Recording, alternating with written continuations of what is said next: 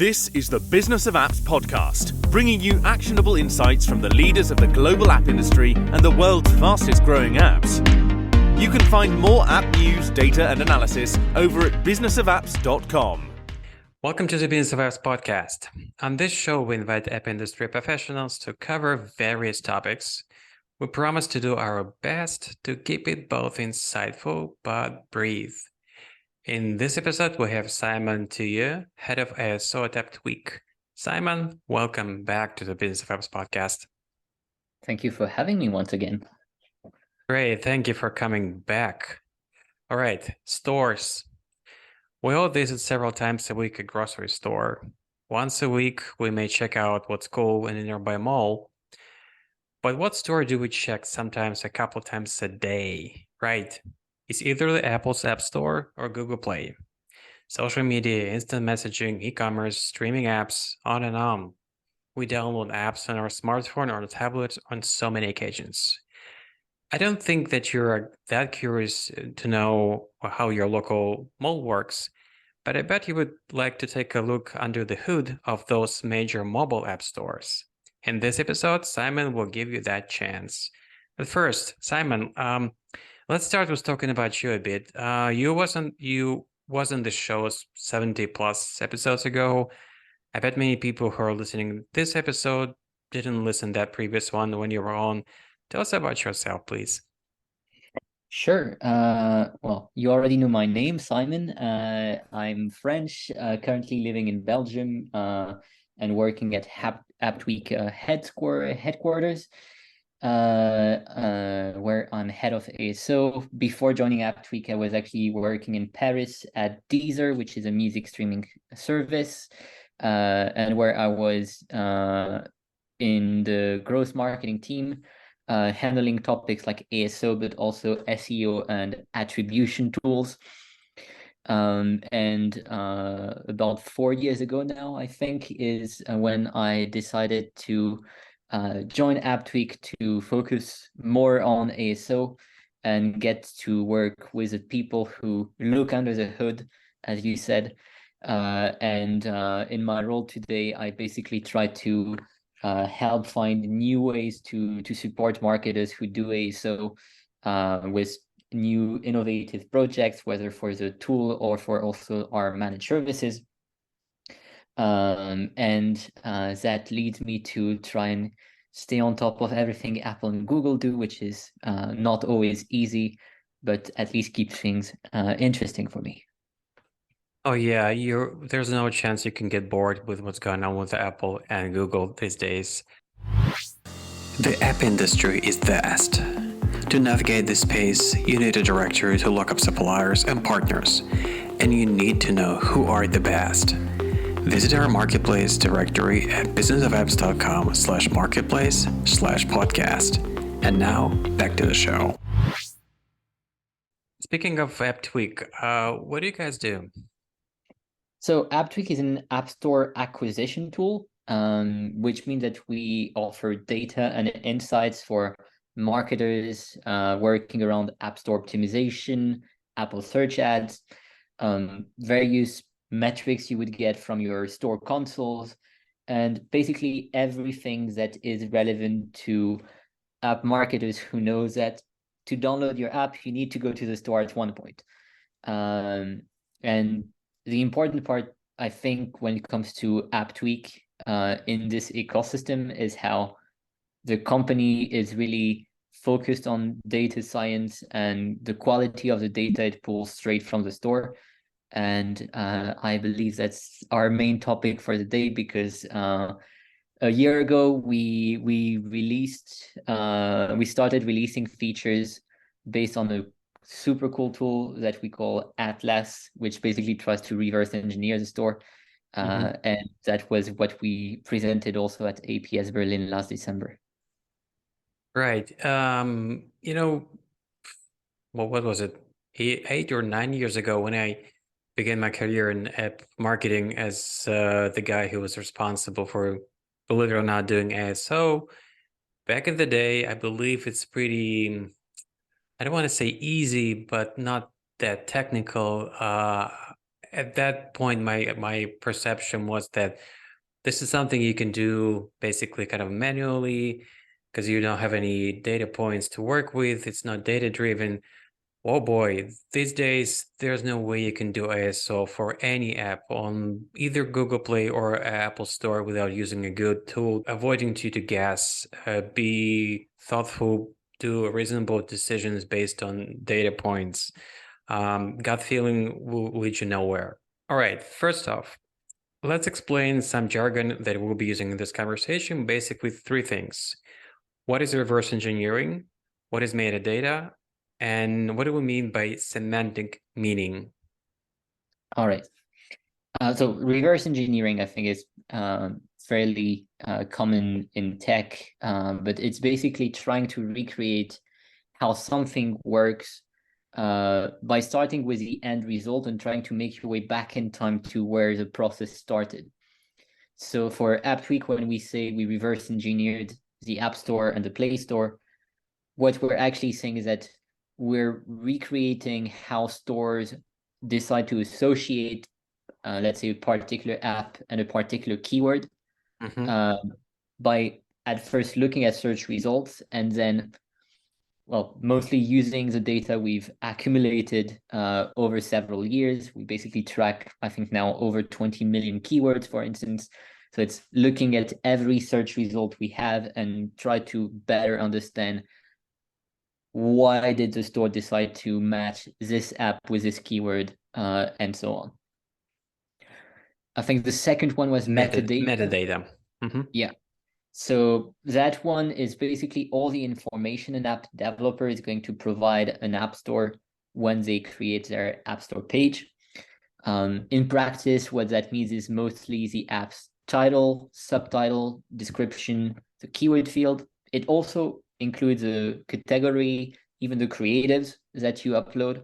But I think most of the time in ASO, when we say metadata, we mostly mean just the text fields, because that's where you add the keywords. And for the last one, you had semantic meaning. Funny enough, semantics is like defined as a study of meaning. So what we mean is actually that we want to look at what is a meaning's meaning, or if we go outside of the sort of rhetorics here, the point we want to make is that a word's meaning can actually change depending on the context where it's being used. And the App Store and the Play Store literally are context, because there are words that are used differently on the App Store and on the Play Store than how you and I would use them in our day-to-day life. Right. I guess people will be really easy to grasp the notion of semantic, but look at Apple. Do you mean the Apple you're holding in your hand, or the stock of an Apple as a company you can buy? Is this the huge company, or just the object you can hold in your hand? We call both things Apple, but we definitely know the difference. So semantic will be the meaning of the word. Like when we're saying something, what exactly do we mean by that specific word? Yeah, and the reverse engineering, I think people get this reference. I think you've heard a lot that we're all trying, presumably, to reverse engineering UFOs that are falling from the skies. So you're trying to see how do they work, how they will build. So you see something, you see the result, you're inferring how this result was achieved, what is behind, what was developed to allow you to get this result. Now, I know we mentioned Atlas as the analytical tool that you will build for doing analysis of both App Store and Google Play. So without going into too much of the details, well, how was it built? What is it right now? So Atlas is a semantic search engine for the App Store and the Play Store. And in practice, that means that it's a mapping system of all the apps and all the keywords that are being tracked by AppTweak, which then is going to allow us to make some calculation. For instance, consider the distance between two apps, two keywords, or one app and one keyword, and derive insights from those calculations. So for instance, by finding apps that are quite similar in the eyes of a given store, we're going to be able to better identify competing apps. We're also going to be better at identifying groups of apps that offer the same kind of product or experience. Whereas we do know that today the store categories are extremely broad and not everything makes a lot of sense. For instance, if you go in, I think, lifestyle in the App Store, you will find dating apps and real estate apps. Doesn't make that much sense to compare the two. And so by being able to have this better understanding of how the apps actually could be represented on a map of the store, we're able to say this is a group of apps that is actually competing with one another and start finding insights about them. I bet you did a lot of testing to make sure that the model you've built is accurate. Can you give us a couple tests for Atlas you ran?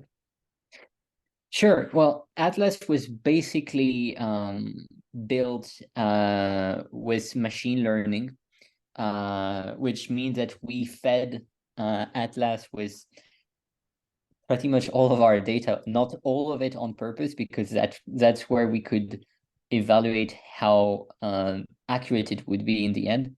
But by feeding it most of our data, we let it learn how the store associates apps, keywords, and then when it came to testing, we had to do a somewhat simple thing, which is just ask it for two apps or two keywords that it didn't know what it thought would be the situation in the store, and compares that to the actual observations we could make.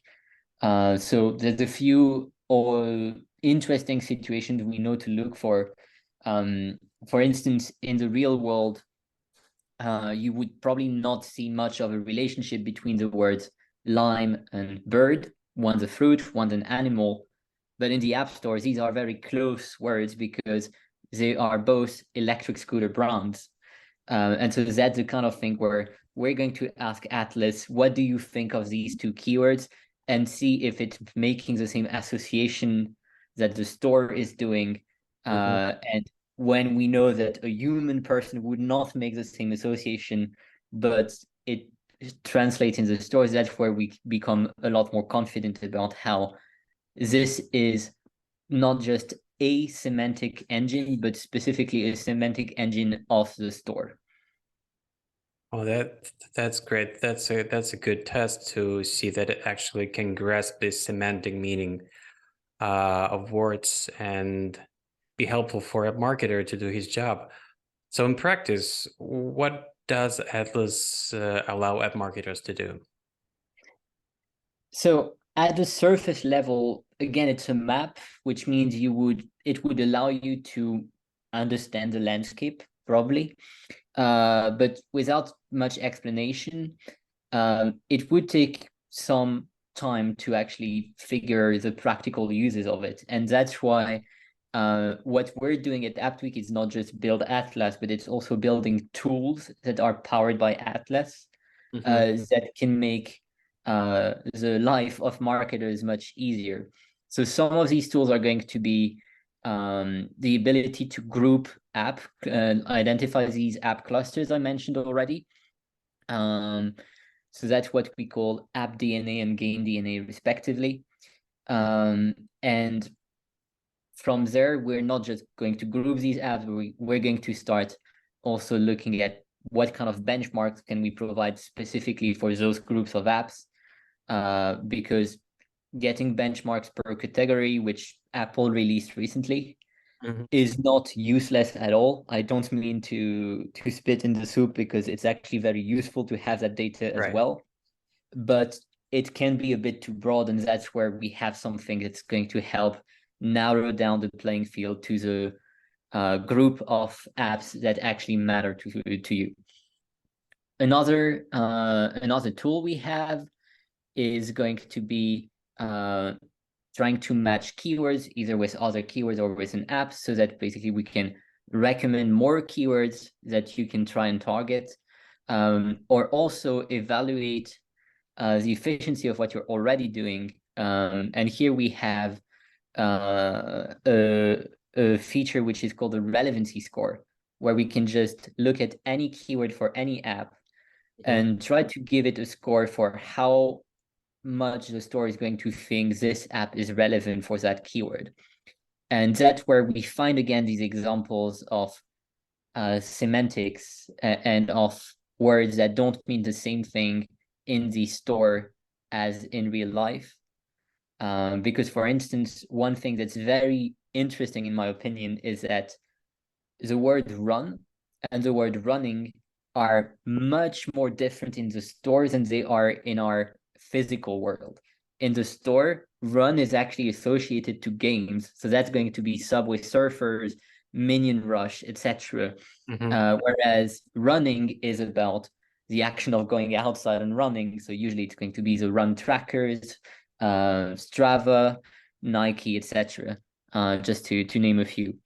And so this relevancy score, I think, is one of the most powerful features we have at the moment, and we're trying to build more. But being able to just say, is this app actually something that will be relevant for a given keyword or vice versa, can really help navigate ASO much faster. This is terrific. I see two things. Number one, when you're as a marketer, app store optimizer, take on the task to build the keyword set for the app, you're starting with something very obvious, like the core feature of that application, what it does, the result for somebody, like looking for this core keyword that would be the starting one, and then you start building on that keyword, looking for more relevant ones. And this is just your brain, like your experience, how much you can leverage your experience of working with previous apps, your common sense, your logic, but this is just you. This tool allows you to broaden this set of keywords quickly.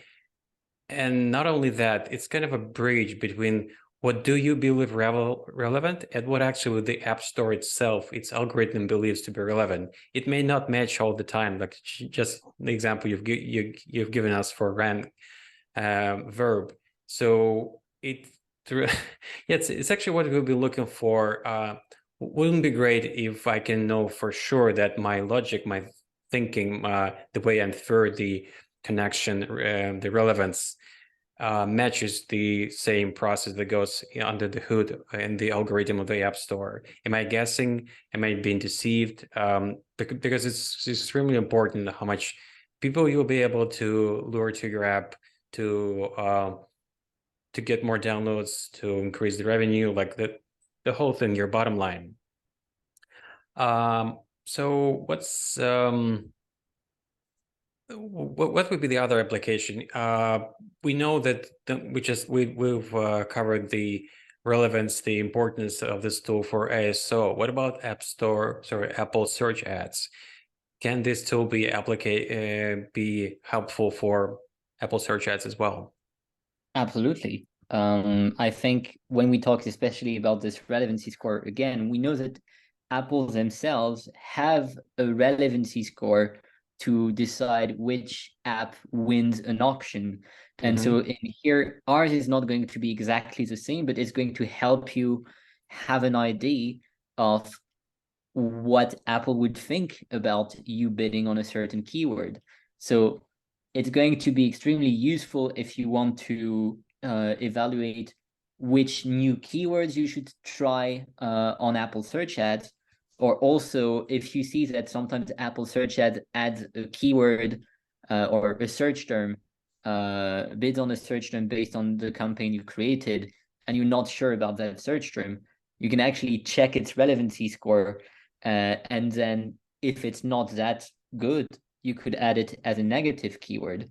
So that's already like the basic applications you can make from this for search ads. And if you're looking for the next thing, like I'm trying to sometimes, I think a more advanced application is even in refining your bidding strategy. And so one thing I started doing is with brand campaigns, where I try to look at how relevant are other apps bidding on my brand name. Because if I see that they're not that relevant, then I'm going to take the bet that these apps won't steal my installs, as they will maybe get also installed, but at least users will still be downloading my app. And that means I don't need to invest as much on the brand campaign. But if at the same time I see that very relevant apps are attacking my brand name, that's when I know it's worth defending, and I can start making these adjustments day to day. Yeah, that's a great insight. You can be strategical with your keyword set and see where are those overlaps in copyrighted keywords, so to speak, with the competing apps, with other brands. So what's next in the pipeline for the Atlas? Hopefully a lot, many features.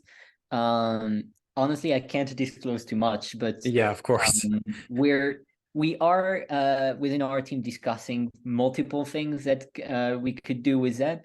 But I think what's also interesting is to start putting at least the first features in the hands of other marketers and tell them about Atlas as a whole to see if they have suggestions, because the way I see it, it's kind of like right now we've just created the first map. It's a great innovation, but we're not yet at the GPS stage.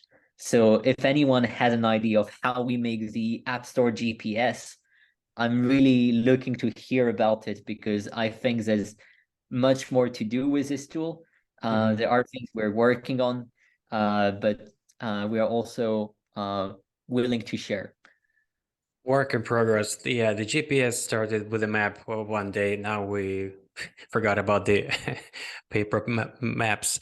For what you're describing about the Atlas, to me, it feels like you have your own Chat GPT moment, right?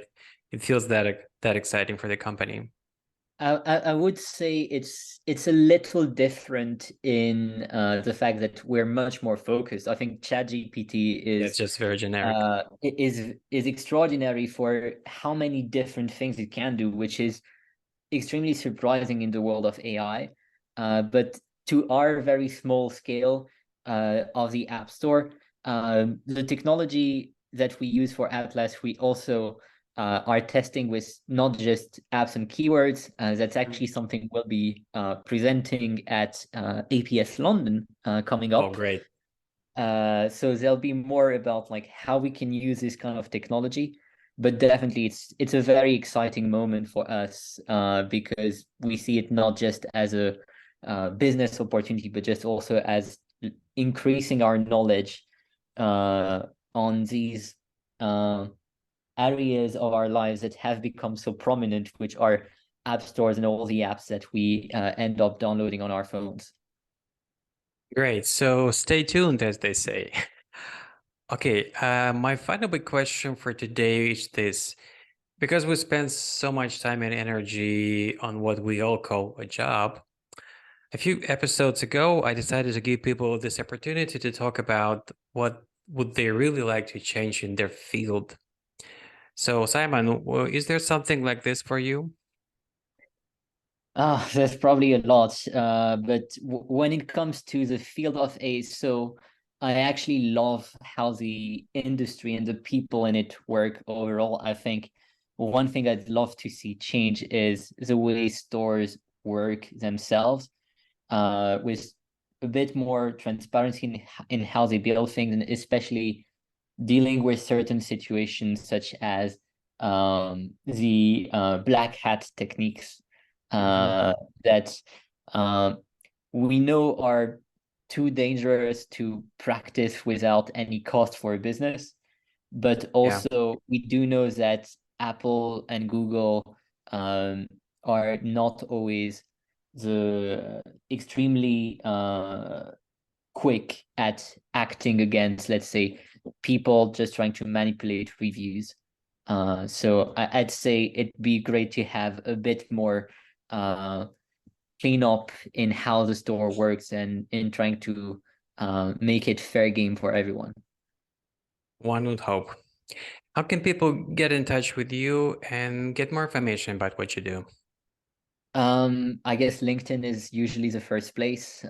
Just look for my name, but also Twitter, or for ASO practitioners, the ASO Stack Slack. I'm not always as active as I wish I could be there, but I do love to see what others are speaking about in ASO, and it's a wonderful community Slack channel. Great. Simon, thank you very much for your time and spending this 30 minutes with us. Thank you. Bye-bye. Thank you for having me. And that was Simon Thillay, head of ASO at AppTweak. To listen to more episodes, subscribe to our podcast on iTunes, Spotify, Stitcher, Google Podcasts. Just search for Business of Apps and you will find us easily. Remember, we release episodes on Mondays. So subscribe and you'll be able to get new episodes on your smartphone, tablet, or computer as soon as we release them. And please don't forget to leave us a review or comment on iTunes. It is highly appreciated. And all episodes will also be available on businessofapps.com. Thank you for listening. See you next week. Thank you for listening to the Business of Apps podcast. For more, head on over to businessofapps.com.